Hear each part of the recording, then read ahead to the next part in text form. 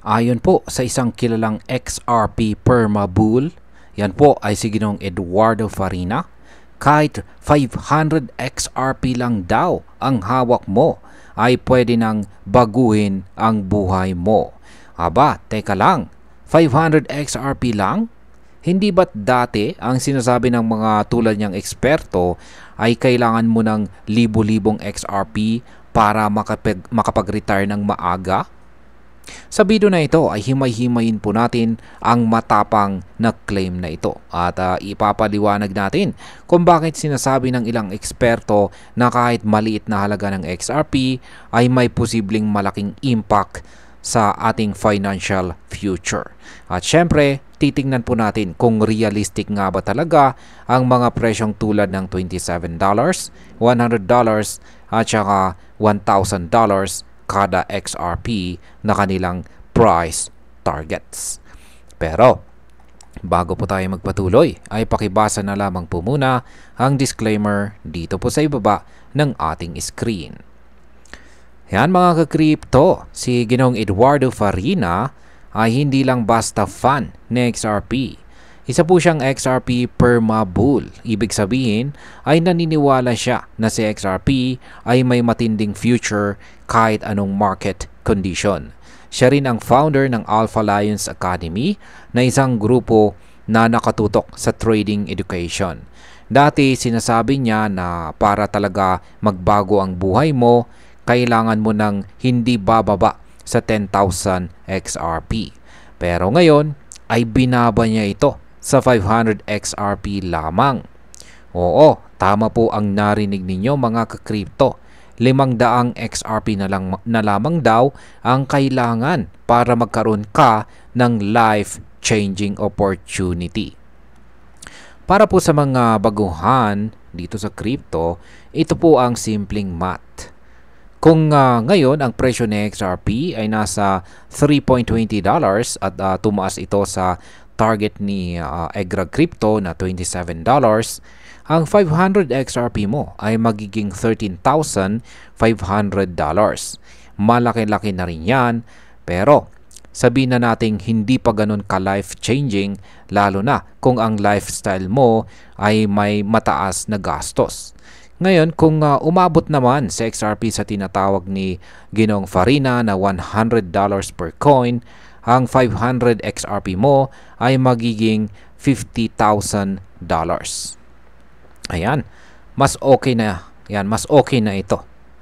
Pero sabi ng mga eksperto sa US, ang average na gastos ng isang pamilya sa loob ng isang taon ay $77,000. Ibig sabihin ay kahit $100 pa si XRP, medyo kulang pa rin kung ang basihan natin ay ang financial freedom. Yan. Ngayon ay paano naman ang matinding price target na $1,000 kada isang XRP?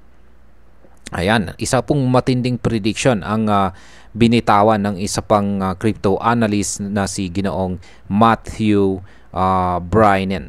Yan, siya po ang COO ng CryptoGuard.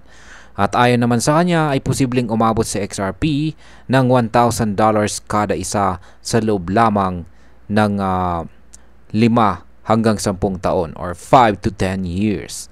Kung mangyayari ito, ang 500 XRP mo ay magiging $500,000. Ngayon, yan ang masasabi nating life-changing talaga. Sa halagang yan, pwede ka nang bumili ng bahay, negosyo, o simpleng retire early kung marunong ka lang mag-budget. Pero, realistic ba ang mga presyong ito? Dito na po papasok ang critical thinking. Para umabot po sa XRP sa $100, lalo na sa $1,000, kailangan pong magkaroon ng massive adoption si XRP bilang pangunahing token sa financial system.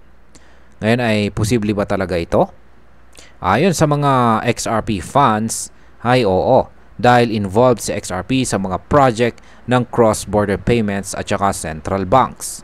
Pero mga ka-crypto, kailangan pa rin nating isaalang-alang ang market capitalization. Kapag umabot po sa $1,000 sa XRP, ang kabuuang halaga ng lahat ng XRP ay maaring lumampas pa sa market cap ni Apple at saka Microsoft. Pwede ba itong mangyari?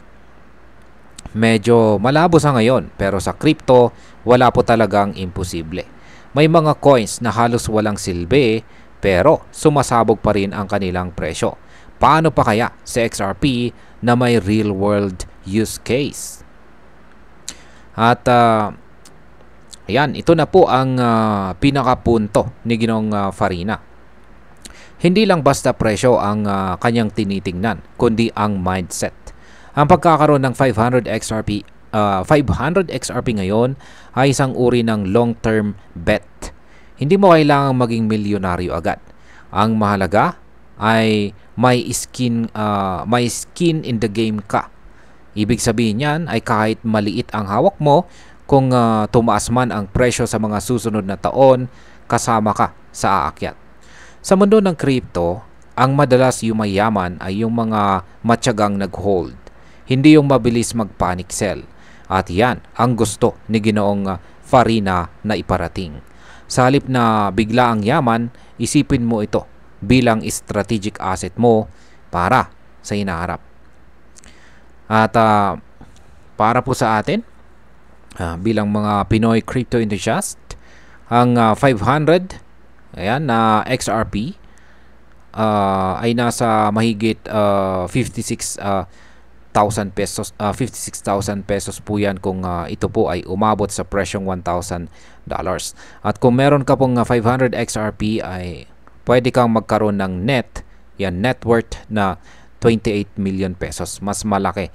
Kahit kalahati lang nun ay sapat na para makabili po tayo ng lupa, bahay o magnegosyo. Kaya ang tanong ay kakayanin mo bang hintayin ang panahon ng pag-angat na ito?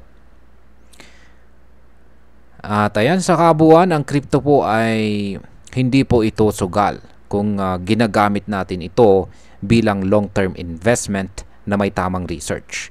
Kahit maliit lamang ang ating kapital tulad po ng 500 XRP, kung tama po ang ating timing at meron po tayong tiwala at ating pinaniniwalaan ang project, posibleng magbago ang ating financial status. Pero tandaan po natin, hindi po ito garantiya. Ang mga prediction ay gabay lamang po. Hindi ito siguradong mangyayari. Kaya dapat ay marunong po tayong mag-manage ng ating risk at mag-diversify ng ating investments. Sa panahon ngayon, knowledge ang best investment. Kaya kung ikaw naman po ay isang baguhan, mag-aral ka muna. Intindihin mo ang project at huwag kang padalos-dalos sa pagbili or pagbenta. At ayan, hanggang dito na lamang po tayo sa video na ito mga ka-crypto. Marami pong salamat sa panonood. Ingat po tayo lagi at God bless po sa ating lahat.